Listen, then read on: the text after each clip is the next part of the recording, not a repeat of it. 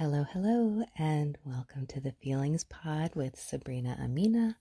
I am your host, and this is a podcast where I talk about feelings and offer a brief mindfulness practice at the end of each episode. Thank you so much for joining me. Thank you for listening and tuning in. Today's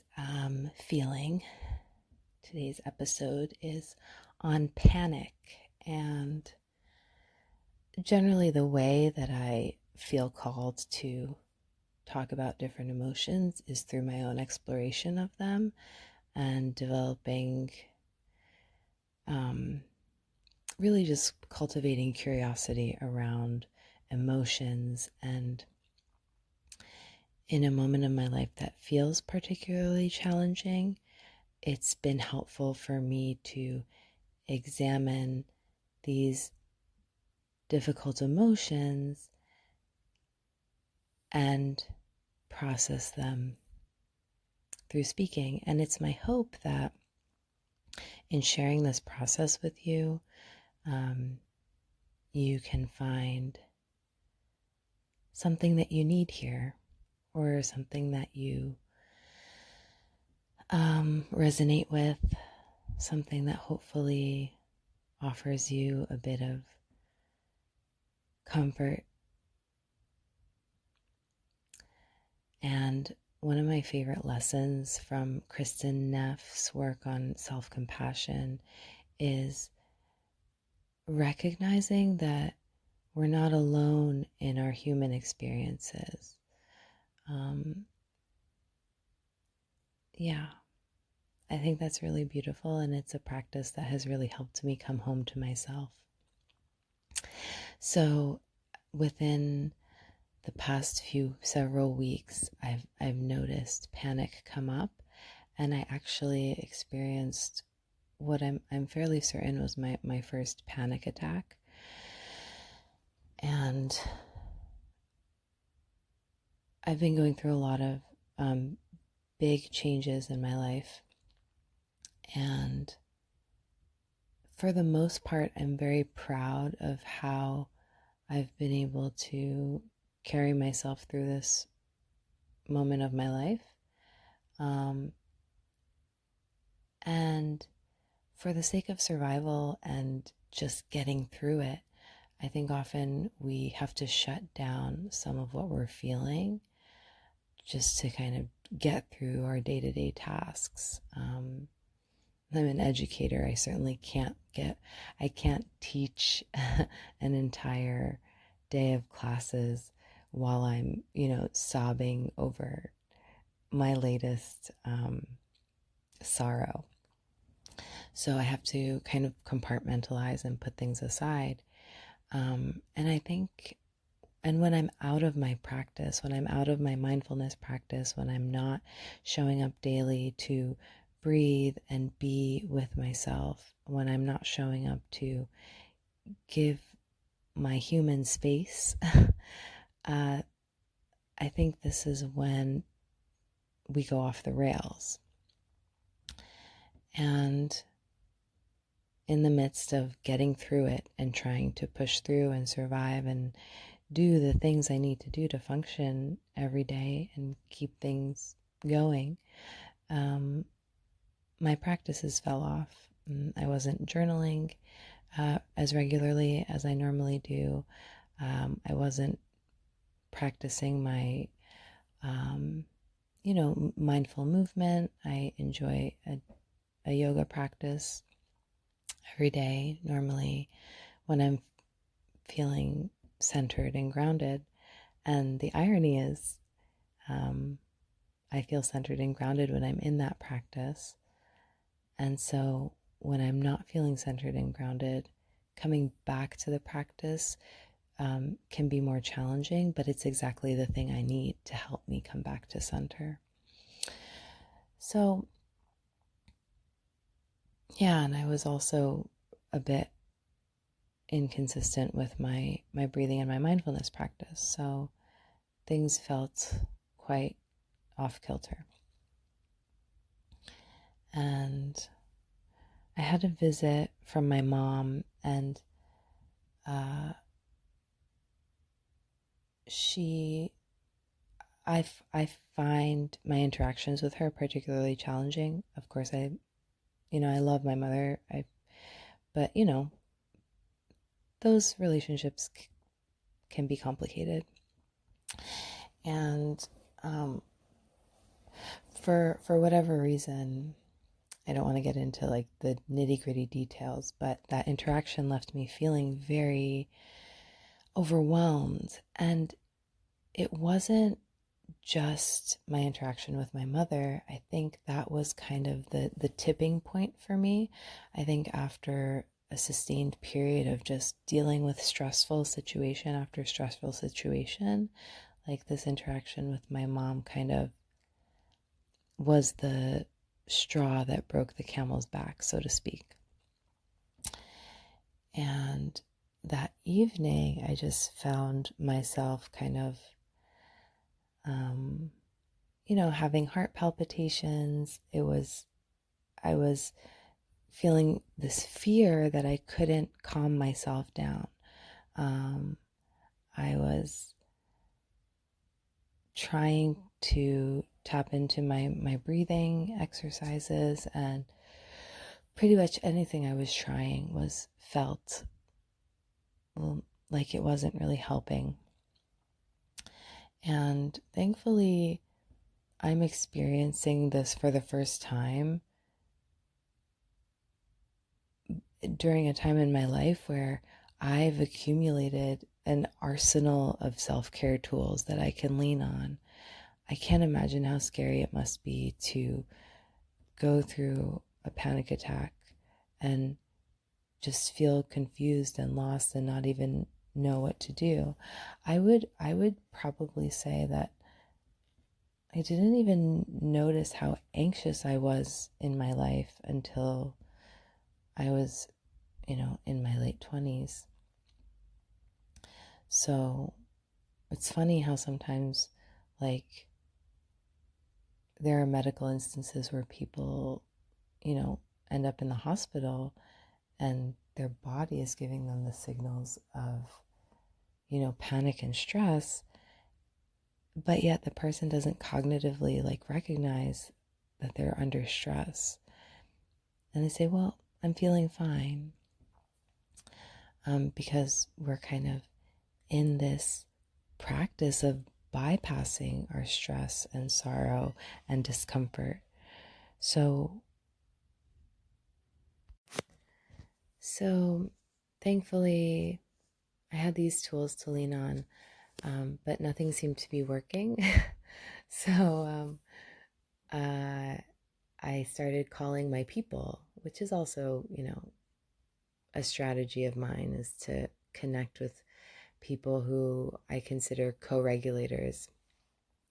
I called my therapist, and I called, well, the most important thing was I called my therapist, who was very helpful and kind of, I was still kind of in a panic mode, but I just felt safer and I knew that I was going to be okay. And then this was probably, I guess, probably over a month ago. And I've just been noticing, like, nothing as extreme as that, but definitely feeling like that panicky, impending doom, heavy feeling. And lately I've been doing a better job of turning towards it rather than trying to squash it or escape it or run away from it. And sure enough, that is the most helpful strategy for, you know, dealing with panic and fear. Um, and I just, I just, I want to be clear that I don't offer this as any kind of advice or, um, you know, it's simply a reflection and a share of my experience, and I imagine I'm not alone in this experience, and perhaps you hear or see or feel something familiar in hearing this. So I suppose the most important takeaway I've had is just getting really, really curious about what the panic in my body is communicating to me. And every time I think it's a little different, but for the most part, it's my body asking for rest and attention and care. And again, I am not in a moment of panic at this particular moment. I'm feeling quite settled and grounded, which is why I feel I can talk a little bit more about my experience with panic, because I tend to feel a tremendous amount of shame and hide in moments of difficulty. And because the last several weeks have been so challenging for me, I, haven't been sharing as much because it feels like I'm not able to when I'm so removed from my center, from my practices. Because when we're in a state of fear or a state of panic, we kind of, it's sometimes hard to remember all the things that we know that help us. We're just kind of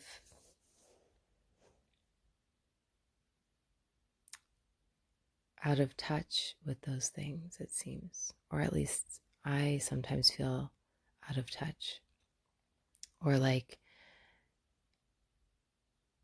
I'll get into moments where I feel even more shame because cognitively, like in my brain, like I know so many things about how to take care of myself. And in those moments, it almost feels like my knowledge is useless because it hasn't been turned into wisdom. So what is wisdom really is our ability to take knowledge and put it into practice and integrate it into our daily lives. Actually live into the things that we know.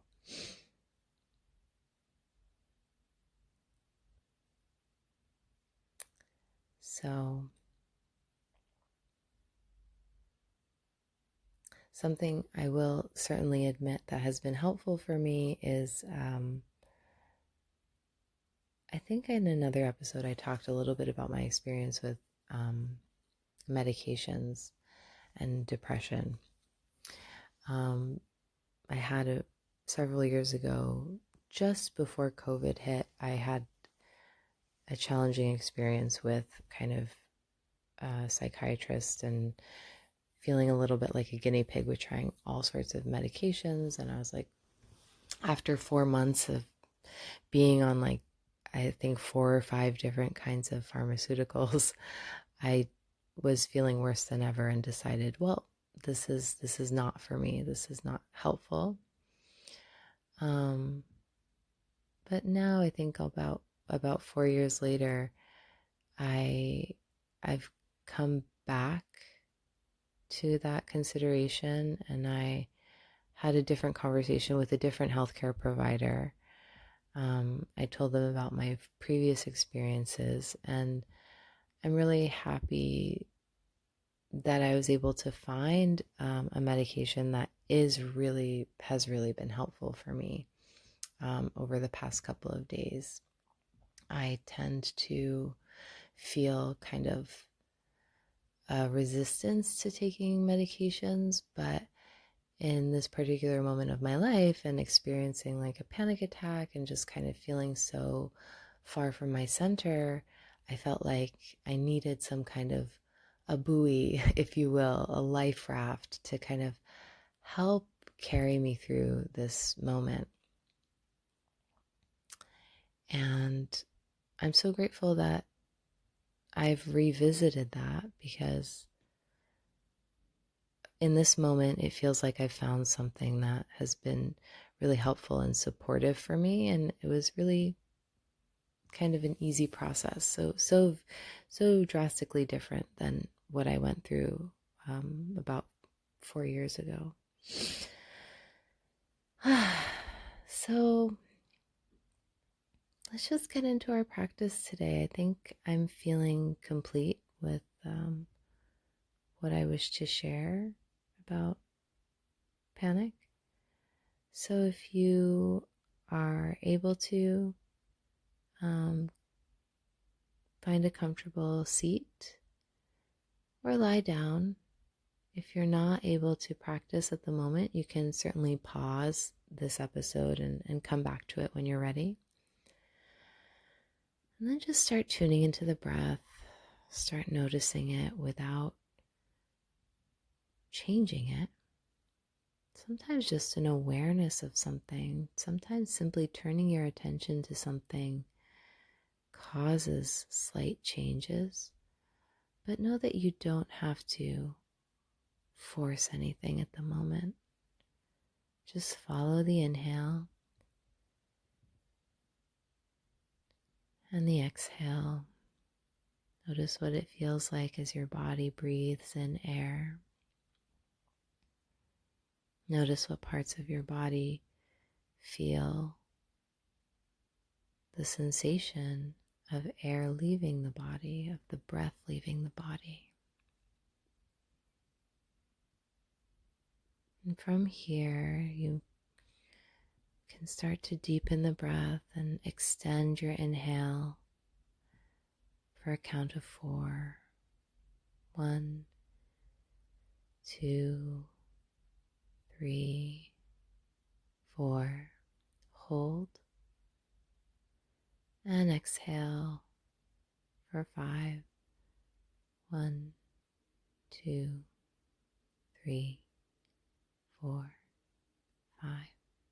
And pause. And inhale, this time at your own pace. Find a count that feels comfortable for you. Inhale, pause at the top, and exhale, pausing at the bottom of the breath.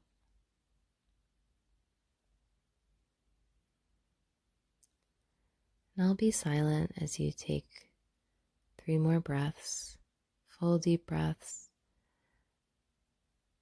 counting your inhale, pausing at the top, and counting your exhale, extending it a bit longer than your inhale, and pausing at the bottom of the breath.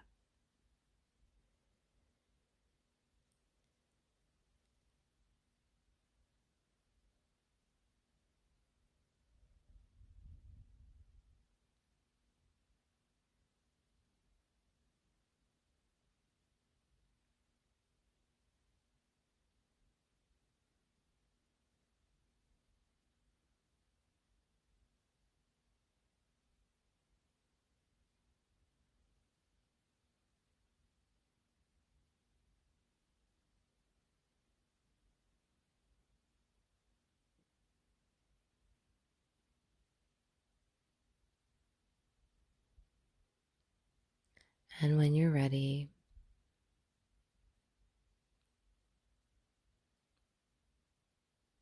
come back to the room.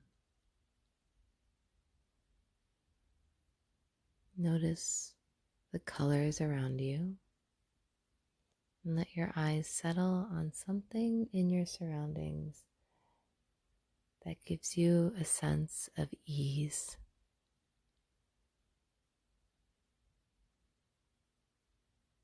Thank you so much for practicing with me today. I hope you have a wonderful day.